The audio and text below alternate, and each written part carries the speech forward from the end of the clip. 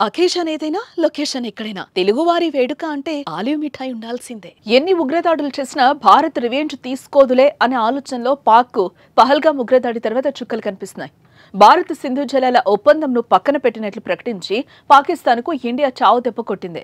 ఈ ఒక్క నిర్ణయం వారికి నిద్ర లేకుండా చేస్తోంది. ముఖ్యంగా సింధు రాష్ట్ర రైతులు తీవ్ర ఆందోళనకు గురవుతున్నారు. కొంతకాలంగా నీరు కోసం సింధు రాష్ట్ర ప్రజలు చేస్తున్న ఆందోళనలు భారత ఆంక్షల తర్వాత మరింత తీవ్ర రూపం దాల్చాయి. సింధు జలాల ఒప్పందాన్ని ఇండియా రద్దు చేసుకోవడంతో వారు తీవ్ర ఆందోళనకు గురై పాక్ ప్రభుత్వానికి వ్యతిరేకంగా రోడ్డెక్కి నీళ్ల కోసం నిరసనలు తెలుపుతున్నారు.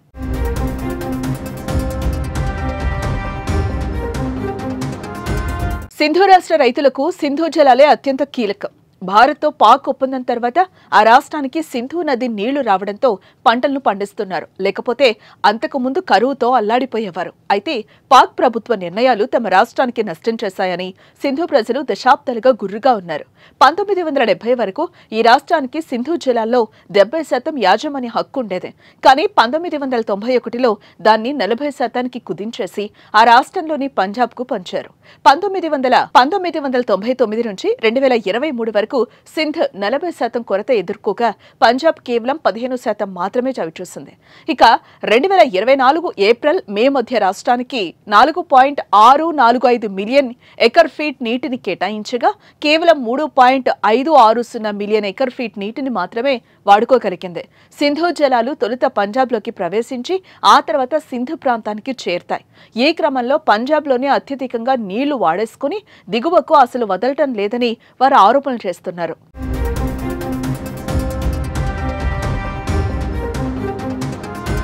తమకు సింధు జలాలు పూర్తిగా రావడం లేదని అసంతృప్తిగా ఉన్న సింధు రైతులకు 2 ఏళ్ల క్రితం పాకిస్తాన్ ఇనిషియేటివ్ అనే ప్రాజెక్టు ప్రభుత్వం చేపట్టడం మరింత ఆగ్రహానికి గురిచేసింది.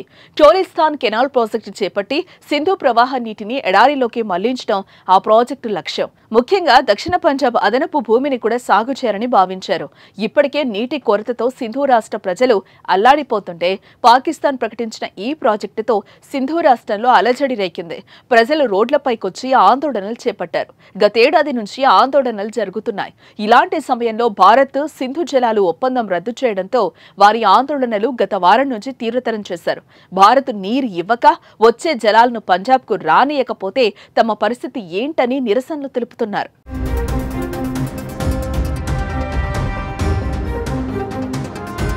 ఇటు రైతు ఉద్యమం, అటు స్వాతంత్ర్యం కోసం బలూచిస్తాన్ యుద్ధం, దేశ ప్రజల ఆకలి కేకలు, ఇన్ని సమస్యలున్న పాక్ భారత్పై ఉగ్రదాడికి సాయపడి మరో కష్టాన్ని కొని తెచ్చుకుంది.